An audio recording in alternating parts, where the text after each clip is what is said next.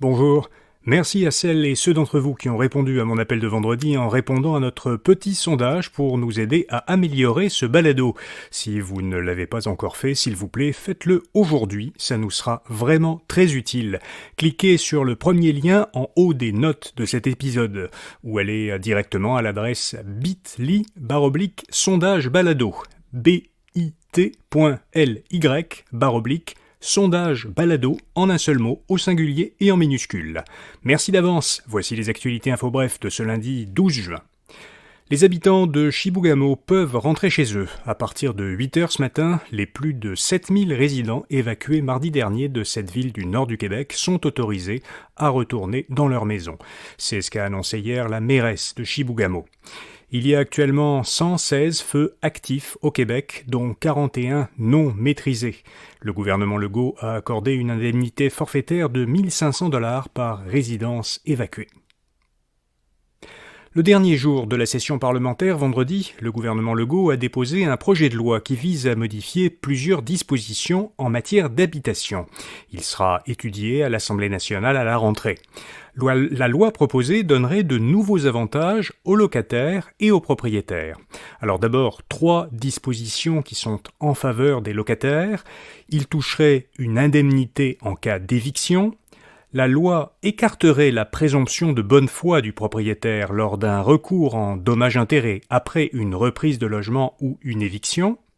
Et le propriétaire d'un nouveau logement serait obligé de préciser dans le bail le loyer maximal qu'il pourrait exiger dans les 5 ans suivant la première date où le logement peut être loué. À l'inverse, 2 dispositions sont en faveur des propriétaires. Ils pourraient refuser une cession de bail en mettant fin au bail à la réception d'un avis de cession de bail du locataire.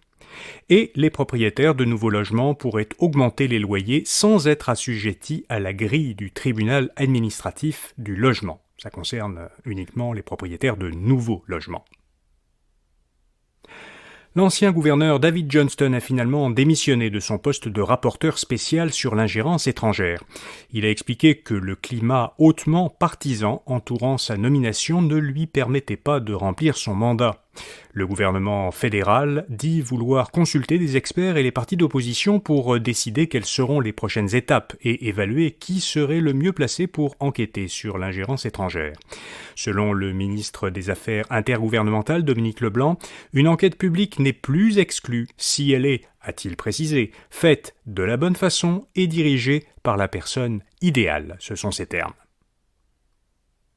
L'armée ukrainienne a annoncé hier qu'elle avait repris 3 villages aux forces russes dans la région de Donetsk. Ce sont les premiers gains territoriaux de l'Ukraine depuis des mois. Les observateurs y voient le début de sa contre-offensive, à laquelle son armée se prépare depuis plusieurs mois. Justin Trudeau s'est rendu en Ukraine samedi. Il a annoncé une nouvelle aide militaire de 500 millions de $ qui comprend des missiles et des munitions, ainsi qu'une aide humanitaire de 10 millions de $ pour aider les Ukrainiens touchés par la destruction partielle d'un barrage. Et puis le joueur de tennis serbe Novak Djokovic a battu hier le Norvégien Casper Ruud en finale du tournoi de Roland-Garros à Paris. Il est ainsi devenu le premier homme à avoir remporté 23 victoires dans un des 4 tournois du Grand Chelem. Chez les femmes, l'américaine Serena Williams en avait elle aussi gagné 23 et l'australienne Margaret Court 24. De leur côté, à Roland-Garros, la québécoise Leila Fernandez et sa partenaire américaine Taylor Townsend ont été battues en finale du double féminin à Roland-Garros par une joueuse taïwanaise et une joueuse chinoise. Voilà, vous savez l'essentiel. À demain matin pour d'autres actualités info bref. Bonne journée.